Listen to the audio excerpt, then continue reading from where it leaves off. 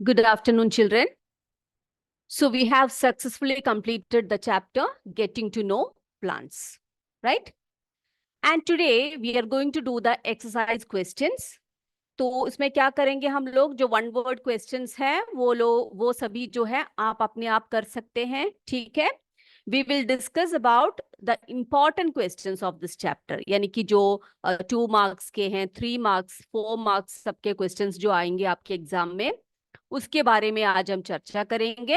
And you can note down the answers in your notebook. Okay, so get ready for that. सभी तैयार हो जाइए. हम अभी जो लंबे क्वेश्चन के आंसर्स हैं उनको हम लोग क्या करेंगे, नोटबुक में हम लोग लिखेंगे, ठीक है? यस. सी चिल्ड्रन, एक ऐसा क्वेश्चन है, what is the function of a stem? हाँ, तो अगर आपसे एग्जाम में पूछे फंक्शन ऑफ अ स्टेम बोलने के लिए या स्टेम के फंक्शन बताने के लिए, तो आप उसका आंसर कैसे लिखोगे? यस, दोस्तों want to note down, they can note down the answers, ठीक है? और जिनके स्कूल्स में आंसर्स ऑलरेडी दिए हैं तो कोई बात नहीं, वो इसको रिवीजन के तौर पर ले सकते हैं, ठीक है? Yes. So the main function, the question is there in your textbook. ठीक है? We are discussing about the fourth question, that is, what is the function of a stem? Answer हम लिखेंगे. The main function of a stem in plants is that it helps in the conduction of water and minerals from the roots to the leaves and other parts of the plant. ठीक है? Yes, ये देखिए, the main function of a stem in plants is that it helps in the conduction of water and minerals from the roots to the leaves and other parts of the plant. Okay? अब दूसरा function, second function आप लिखेंगे. It also provides support to branches, leaves, flowers, fruits and buds of plants. तो दो functions हम लिखेंगे stem के.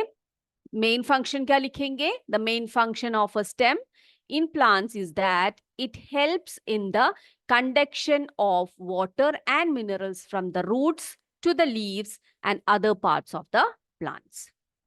And also it provides support to branches, leaves, flowers, fruits, buds of plants. ठीक है? Then अब हम अगले क्वेश्चन की तरफ चलते हैं, नेक्स्ट क्वेश्चन की तरफ बढ़ते हैं. Okay, see the fifth question. Fifth question आपकी जो टेक्स्ट बुक में है वो इस प्रकार से है. Which of the following leaves have reticulate venation? कुछ लीव्स दिए हैं, कुछ प्लांट्स के लीव्स आपको दे रखे हैं एग्जाम्पल के तौर पर, और आपने बताना है कि इनमें से कौन कौन से लीव्स के रेटिकुलेट वेनेशन है. ठीक है? यस, वीट, तुलसी, मेज, ग्रास, कोरिएंडर जिसे हम धनिया कहते हैं, चाइना रोज.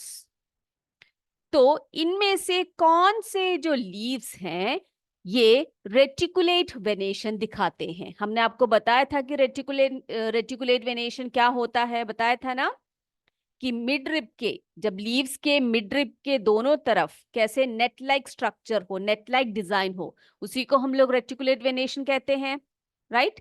तो इनमें से आपने लिखना है कौन कौन से जो लीव्स है वो रेटिकुलेट वेनेशन दिखाते हैं. तो हमारा आंसर क्या रहेगा?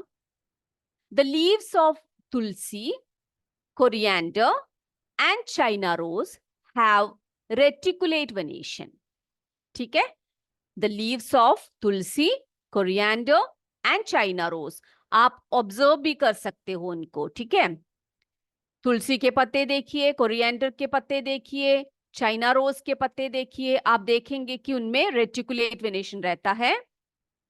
Whereas maize, grass and wheat, इनमें कैसा वेनेशन रहता है बच्चों? इनमें पैरेलल वेनेशन होता है. So we can write the answer. The leaves of tulsi, coriander and China rose have reticulate venation, whereas maize, grass, and wheat have parallel venation. Right? लिख लीजिए सभी.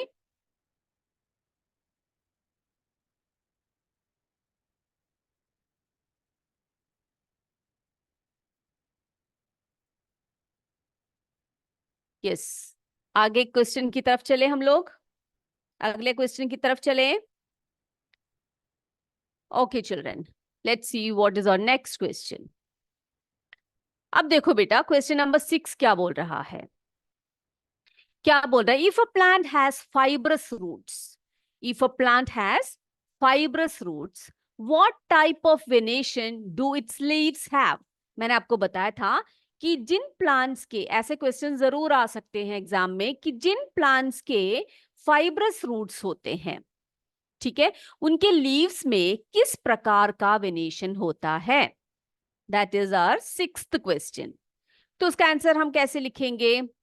हम लिखेंगे plants with fibrous roots.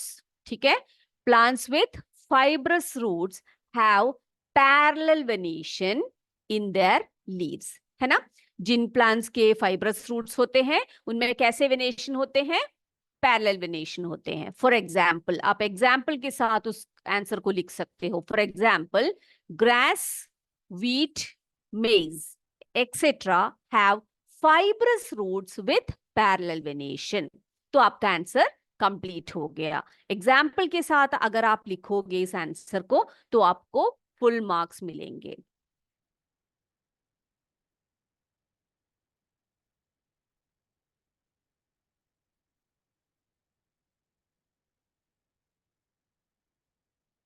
Yes.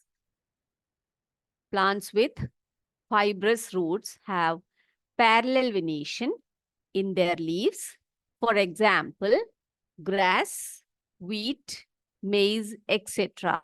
have fibrous roots with parallel venation.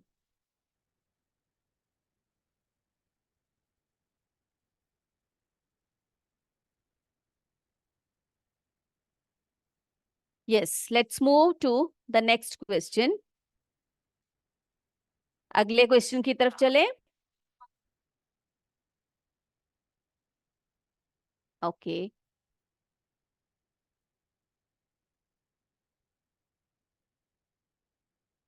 Next one. ये देखो question number 7. If a plant has leaves with reticulate venation. अब देखो कैसे पूछा जा रहा है क्वेश्चन को. ठीक है, पहला क्वेश्चन क्या था हमारे, इससे पहले वाला क्वेश्चन क्या था? If a plant has fibrous roots, कि प्लांट में अगर फाइब्रस रूट है तो उसके लीव्स के वेनेशन कैसे होंगे. अब देखो क्वेश्चन कैसे पूछा जा रहा है. If a plant has leaves with reticulate venation, जिन प्लांट्स के लीव्स में रेटिकुलेट वेनेशन होता है उनके रूट्स कैसे होते हैं. Then what kind of roots does it have. ठीक है, जिन प्लांट के लीव्स रेटिकुलेट वेनेशन शो करते हैं उनके रूट्स कैसे होते हैं. तो हम कैसे आंसर लिखेंगे उसको? Yes, plants with reticulate venation in their leaves are likely to have tap roots. है ना? जिन प्लांट्स के लीव्स में रेटिकुलेट वेनेशन होता है उनके रूट्स कैसे होते हैं? टैप रूट्स होते हैं. आप एग्जाम्पल्स के साथ उसके आंसर को लिख सकते हैं. फॉर एग्जाम्पल, अ कैरेट और अ रोज प्लांट. ठीक है, कैरेट और रोज प्लांट्स में आप लोग ये देख सकते हो. उनका जो लीफ होता है वो रेटिकुलेट वेनेशन में होता है और उनके रूट्स कैसे होते हैं? टैप रूट होता है या टैप रूट सिस्टम उनका होता है. यस.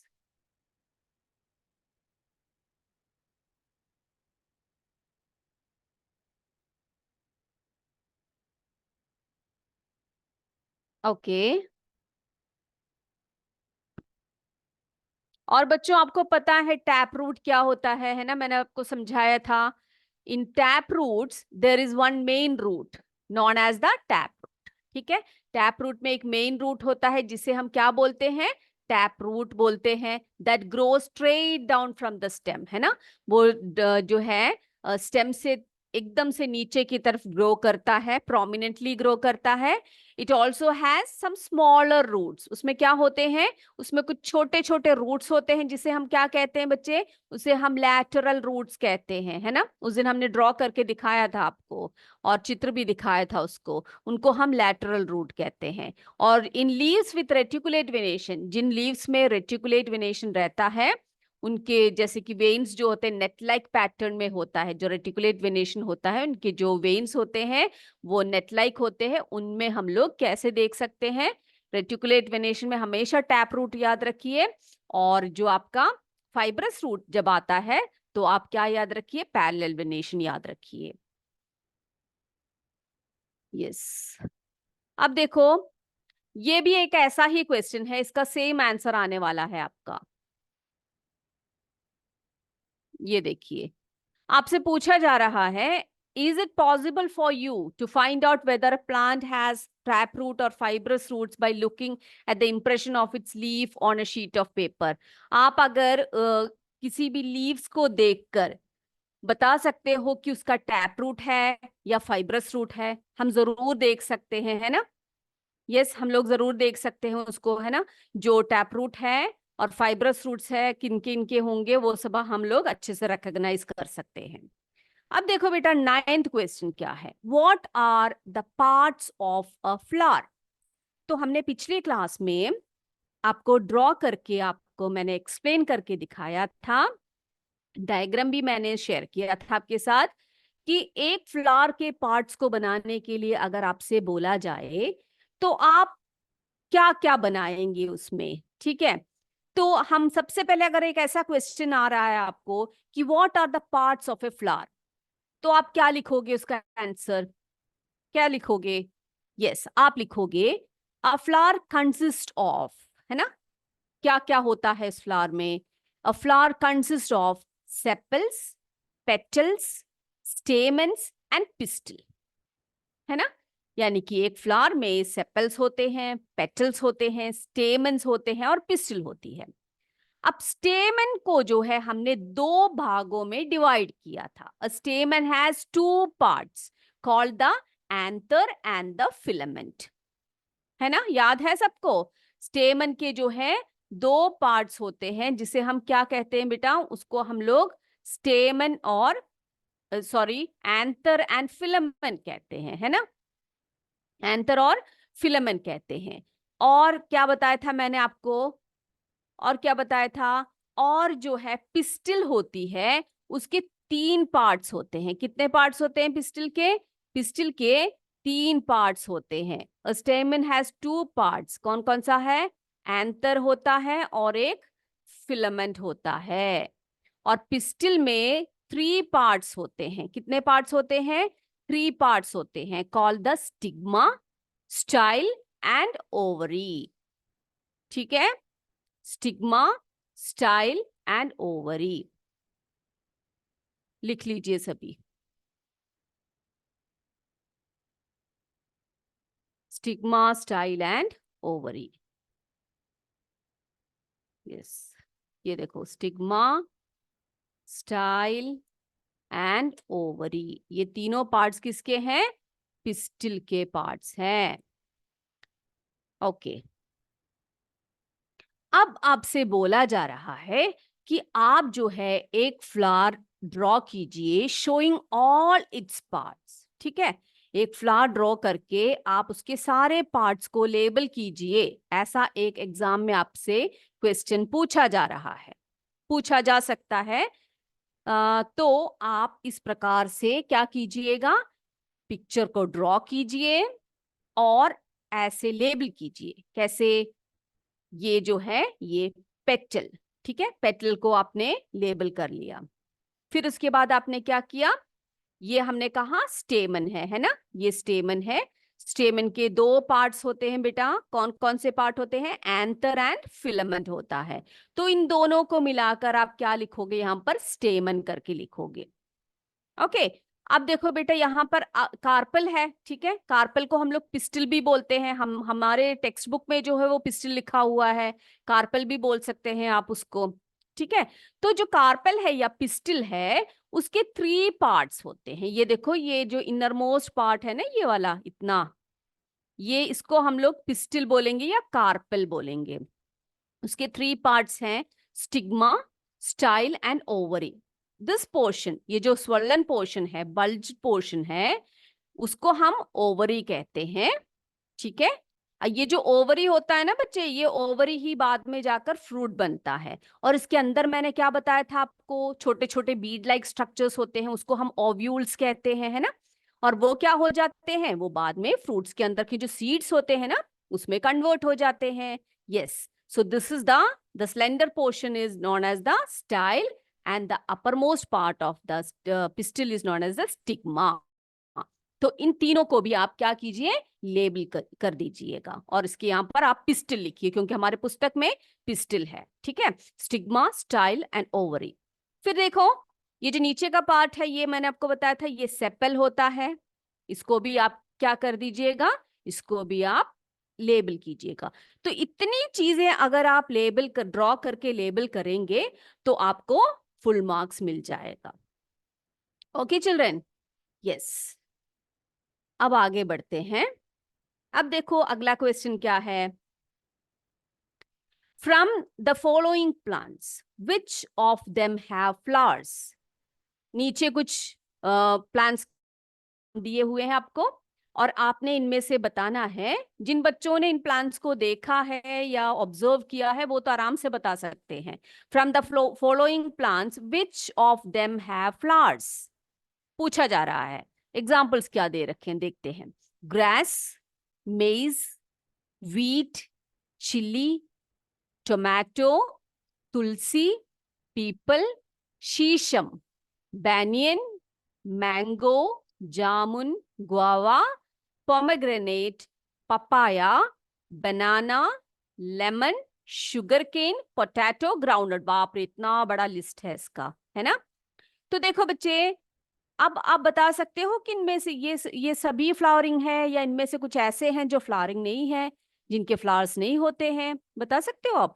तो मैं आपको बता दूं, ये जो लिस्ट दिया हुआ है ना, ये सारे प्लांट्स जो है, ये जो जितने भी एग्जाम्पल यहाँ पर दिए हैं, ये सभी किसके एग्जाम्पल है। The given examples are flowering plants. ठीक है, ये सभी, ये जितने भी यहाँ पर दिए सभी फ्लावरिंग प्लांट्स हैं। लेकिन but in some plants such as tulsi, peepal, sugar केन।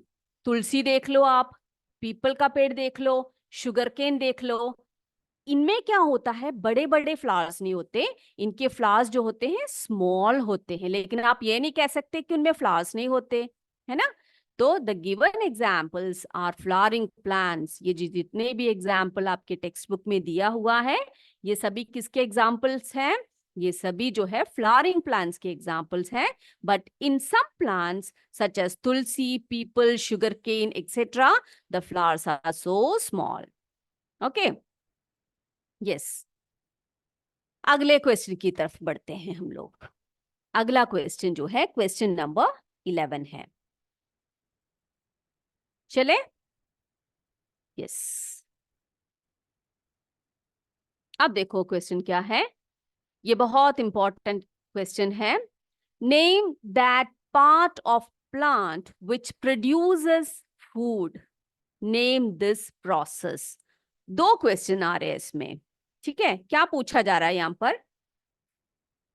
पहला तो ये कि वो प्लांट पार्ट बताइए जो फूड प्रोड्यूस करता है और उसका एक प्रोसेस है, उस प्रोसेस का नाम क्या है। So name that part of plant which produces food, name this process. और उस प्रोसेस को भी आपने बताना है। तो उसका आंसर कैसे लिखेंगे हम लोग, हमें पता है कि वो कौन सा प्रोसेस है, वो कौन सा पार्ट है, सब हमें पता है ना।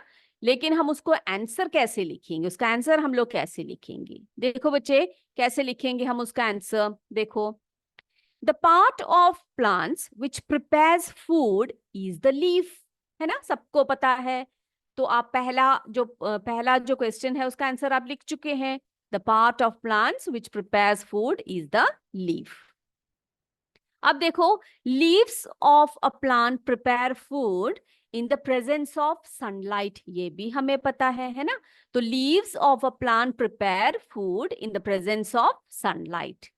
द प्रोसेस ऑफ मेकिंग, अब देखो बेटा कैसे लिख रहे हैं इस आंसर को। The process of making food by utilising, ठीक है, उपयोग करते हुए, किसका उपयोग करते हुए, utilising water and carbon dioxide, ठीक है। The process of making food by utilising water and carbon dioxide in the presence of sunlight is called photosynthesis. तो जो दूसरा पार्ट है क्वेश्चन का वो भी आपने लिख लिया। उस प्रोसेस को हम लोग फोटोसिंथेसिस कहते हैं, और इस प्रोसेस को आपने क्या करना है, उसको एक्सप्लेन करके आपने लिखना है। तो सभी बच्चे ये आंसर भी लिख लीजिए।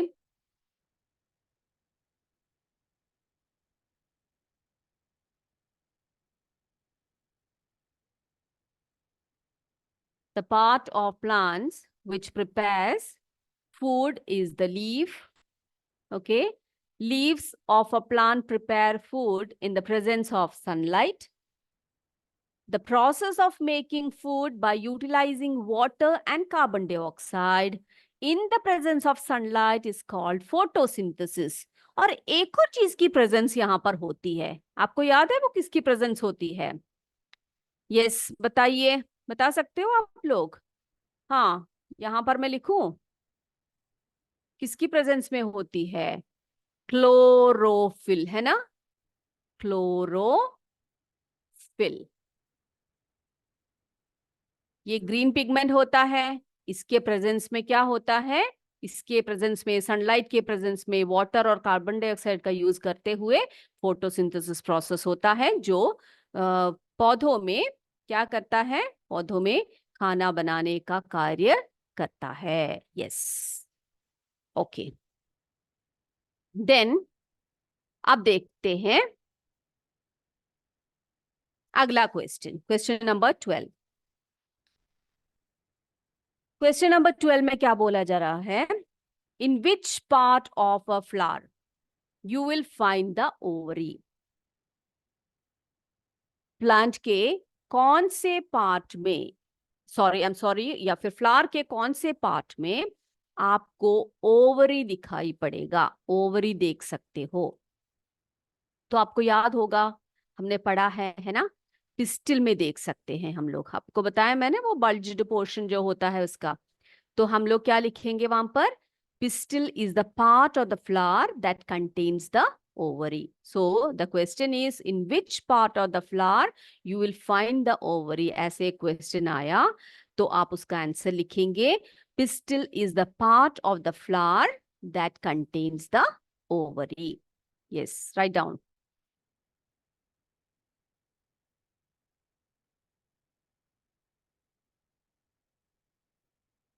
क्वेश्चन लिखने की जरूरत नहीं है आपको, ठीक है, सिर्फ आंसर आंसर लिखते जाइए, और जिन्होंने ये आंसर्स लिखे हुए हैं वो इसको रिवाइज करते जाइए।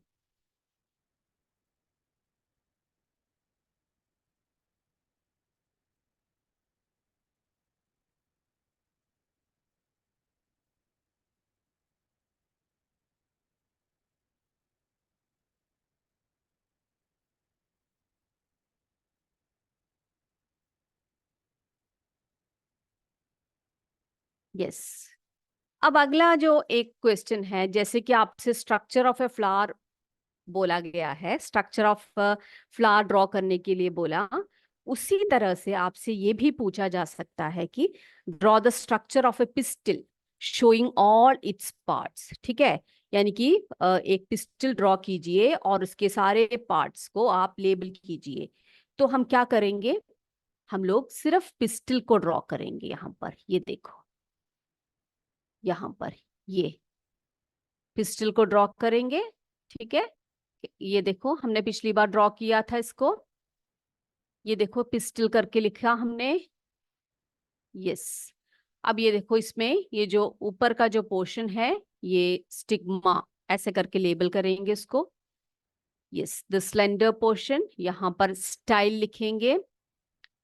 ये जो बल्ज्ड पोर्शन है इसे हम ओवरी करके लेबल करेंगे, और इसके अंदर के जो पार्ट है, जो आपको बताया था मैंने स्मॉल बीड लाइक स्ट्रक्चर है, वो ओवरी करके हम लोग इसका लेबल करेंगे। ठीक है। यस।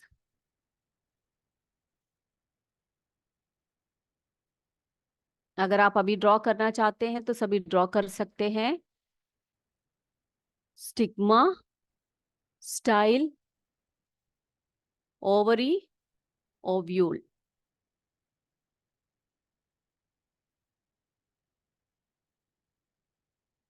ओके बेटा, अब आपसे स्टेमन ड्रॉ करने के लिए बोला जा रहा है।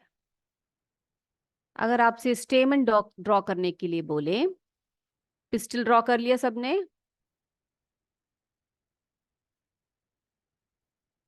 जिन्होंने नहीं किया वो जल्दी से ड्रॉ कर लीजिए। यस। वैसे तो आपके टेक्स्ट बुक में भी दिया हुआ है ये अच्छे से, आप उसमें देखकर भी कर सकते हैं। ओके। अब हमसे बोला जा रहा है कि स्टेमन ड्रॉ करने के लिए, तो आपको पता है स्टेमन के दो पार्ट्स हैं। एंथर है, जो ऊपर वाला जो पोर्शन है वो एंथर है, और फिलामेंट है ना? Anther and filament.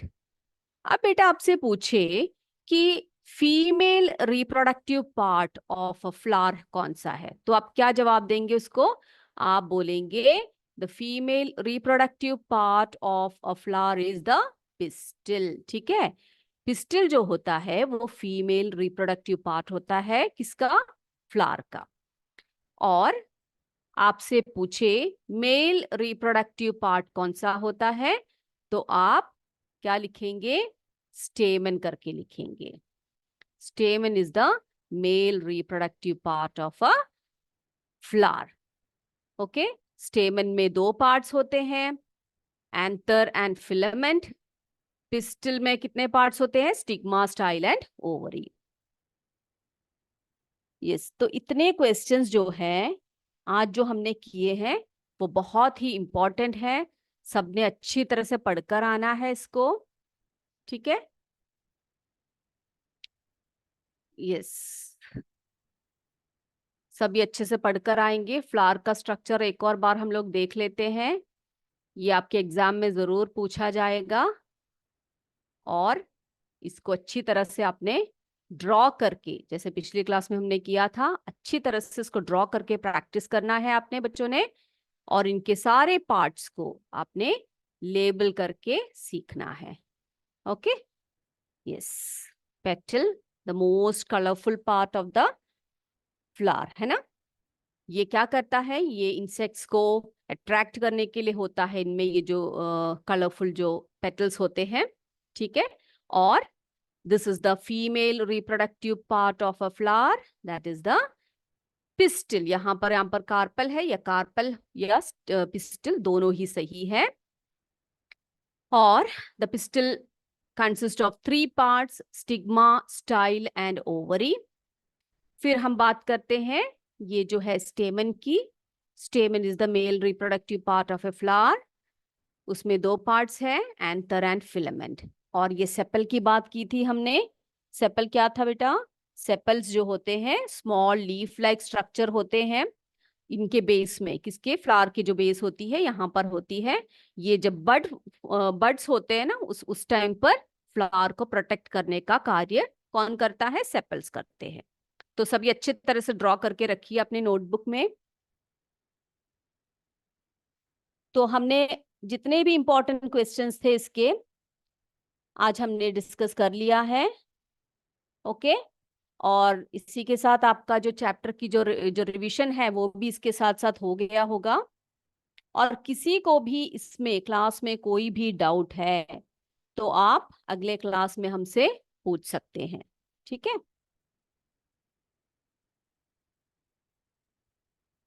यस।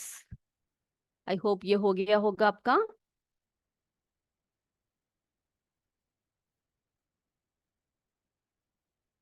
ये हमने फोटोसिंथेसिस के बारे में यहाँ पर आंसर लिखा था इसका।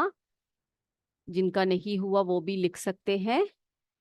जो क्वेश्चन था हमारा ये था, name the part of A plant which produces food, name this process. This is also a very important question, बहुत इंपॉर्टेंट क्वेश्चन है। 2 मार्क्स 3 मार्क्स में भी पूछ सकते हैं और कभी कभी ये 4 मार्क्स का क्वेश्चन भी आ जाता है। लिख लीजिए सभी।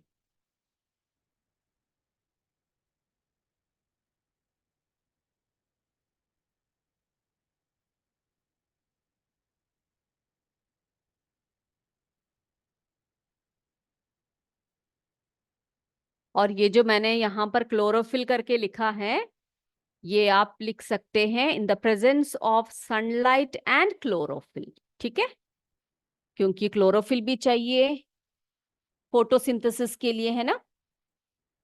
तो हमारे टेक्स्ट बुक में जो है ना बेटा, हमारे टेक्स्ट बुक में इसमें लिया है ग्रीन कलर्ड सब्सटेंस दिया हुआ है। ओके, तो आप या तो ग्रीन कलर्ड सब्सटेंस भी लिख सकते हैं, क्योंकि आप 7th और 8th में जब जाओगे तो ये जो टर्म है ये आप पढ़ोगे क्लोरोफिल, अभी से आप सीख सकते हो चाहे तो। यस,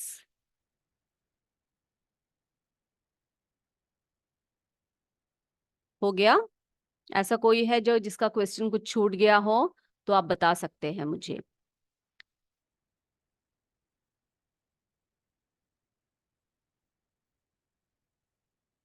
अब देखो एक ऐसा क्वेश्चन भी है आपके पास कि name 2 plants in which one has joint sepals and other has separate sepals. बेटा आप अब अगर आप फ्लावर्स को देखोगे, कुछ प्लांट्स के जो सेपल्स होते हैं ना वो जॉइंट होते हैं, और कुछ के जो है सेपरेट सेपल्स होते हैं।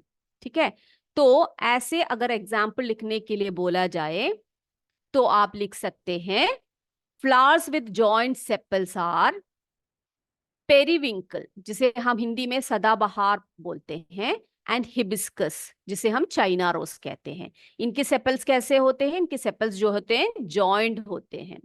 फ्लावर्स विद जॉइंट सेपल्स के एग्जाम्पल पेरीविंकल एंड हिबिस्कस। ठीक है, सदाबहार एंड चाइना रोज। और सेपरेटेड सेपल्स, जिन फ्लावर्स के सेपल्स जो होते हैं सेपरेटेड होते हैं, उनके एग्जाम्पल्स लिखने के लिए बोले तो एक रोज लिख ली, रोज को लिखिए और एक मैग्नोलिया को लिखिए। तो इनके एग्जाम्पल्स भी आपने याद रखने हैं। Flowers with joint sepals are periwinkle and hibiscus, flowers with separated sepals are rose and magnolia. Okay, तो इसी के साथ क्या हो गया, हमारे क्वेश्चन सारे कंप्लीट हो गए। और अगली क्लास में हम एक नए चैप्टर को लेकर आएंगे। तब तक के लिए आज की क्लास को हम यहीं पर एंड करते हैं। जय विद्या शक्ति, जय हिंद, जय भारत। धन्यवाद।